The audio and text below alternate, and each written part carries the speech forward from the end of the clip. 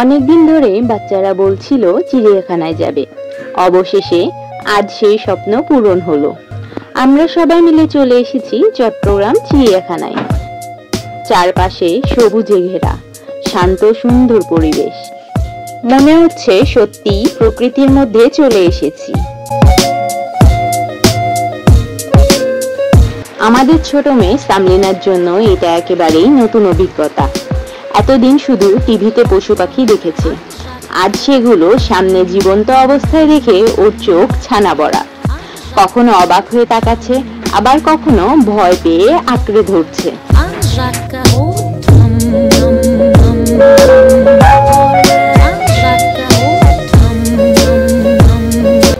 চট্টগ্রাম চিড়িয়াখানার ভিতরে ঢুকতেই দেখা গেল সারি সারি খাঁচায় নানা ধরনের পশু পাখি।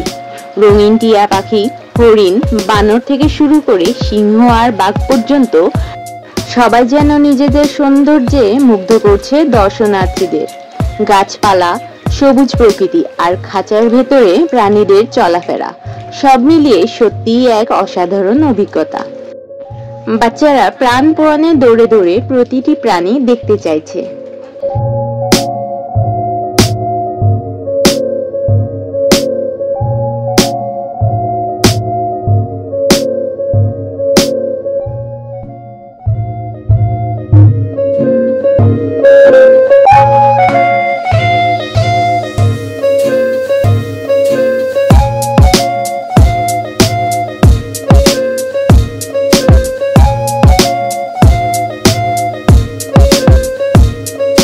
সবচেয়ে মজার দৃশ্য ছিল যখন সামলিনা প্রথমবার বাঘকে সামনাসামনি দেখলো। দূর থেকে শুধু আম্মু কত বড় বলে চিৎকার দিল। তারপর একটু ভয়ে সরে গেলেও চোখ সরাতে পারছিল না। আশ্চর্যের সঙ্গে ভয়ের মিশ্র অনুভূতি। এই মুহূর্তটি আমাদের জন্য ছিল সবচেয়ে স্মরণীয়।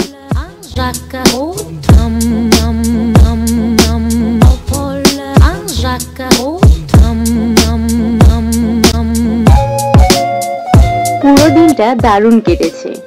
চিড়িয়াখানার সৌন্দর্য আর প্রাণীদেরকে কাছ থেকে দেখার অভিজ্ঞতা সত্যিই ভোলার মতো নয়। বিশেষ করে বাচ্চাদের জন্য এ এক অমূল্য শিক্ষা।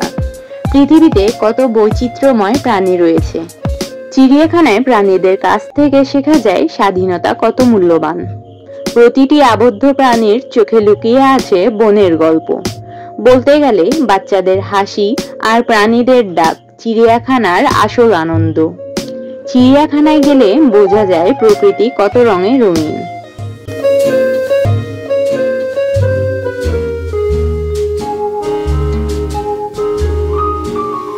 Je cherche un homme, un Pierre au Paul, un Jacques au Tom.